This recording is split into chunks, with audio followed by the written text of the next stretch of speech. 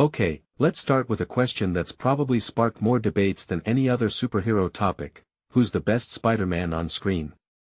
Tom Holland? Tobey Maguire? Andrew Garfield? Or maybe someone else entirely? Here's the thing, this isn't just about who wears the mask best. It's about how Spider-Man keeps reinventing himself while staying the same core character. And honestly, that's what makes this poll so fascinating. Spider-Man isn't just a superhero, he's a cultural Rorschach test. We project our own ideals onto him. But let's break this down. First off, the numbers. The new Spider-Man movie crushed it at the box office, $700 million and climbing. That's insane. And yet, the character's success isn't just about money. It's about how Spider-Man bridges the gap between hardcore fans and casual viewers. Unlike, say, Iron Man or Captain America, Spidey's story feels personal. He's not a billionaire or a soldier. He's a kid from Queens with a camera and a lot of guilt. That's why even when superhero fatigue hits, Spider-Man stays fresh. But here's what I find most intriguing, the actors who brought him to life each represent a different era of storytelling. Tobey Maguire was the trailblazer. His Spider-Man in the 2000s wasn't just a movie icon, he redefined what a superhero could be. Before him, heroes were stoic. Maguire's Peter was awkward, vulnerable, human. And sure, some mock his resting sad face, but that's missing the point. He proved audiences could connect with a hero who's struggling, not perfect. That vulnerability is baked into the DNA of every Spider-Man since. Then there's Andrew Garfield. Love him or hate him, his version was a swing-for-the-fences experiment.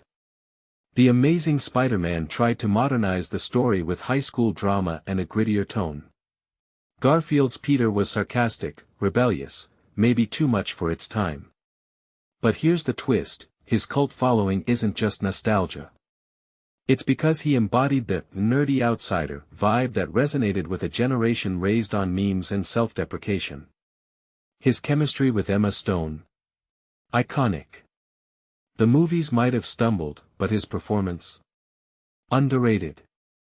Now, Tom Holland. The kid who literally grew up in the role.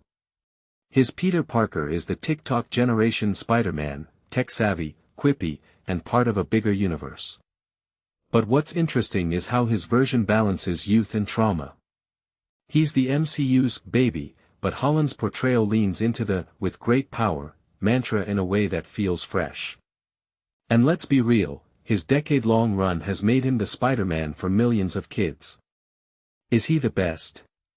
Depends on what you value. Longevity? Relatability? CGI? Wait, what about the animated ones? Jake Johnson's Peter B. Parker in Into the Spider-Verse is a masterclass in reinvention. A 40-year-old, divorced, burnt-out Spider-Man. That's not just clever, it's radical. And Miles Morales? Shay McMore's voice work gave us a Spider-Man who reflects modern diversity without preachiness. These versions aren't just alternates, they're proof that Spider-Man's identity is fluid. Which brings me to my next point, why Spider-Verse worked so well. It embraced the chaos of infinite possibilities. Suddenly, anyone could be Spider-Man. That's a big deal. But here's a deeper layer, this poll reveals how fandoms evolve. Older audiences might cling to Maguire's nostalgia, younger viewers to Holland's MCU ties, and critics to Garfield's raw emotion. But what's the right answer? There isn't one. Spider-Man's magic is that he's a mirror. If you're watching this video, you probably have a favorite, and you'll defend them like a true fan. But maybe that's the point. The debate itself keeps the character alive. It's not about crowning a king, it's about celebrating why each version matters. So, final thought, who's your Spider-Man? The answer says as much about you as it does about the actor. Are you drawn to Maguire's earnestness? Garfield's charm? Holland's energy? Or someone else? That's the beauty of this character. He adapts.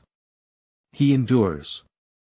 And as long as people are asking this question, Spider-Man will never fade. Drop your pick in the comments, and if you're feeling spicy, tell me why my take's wrong. I'll see you there.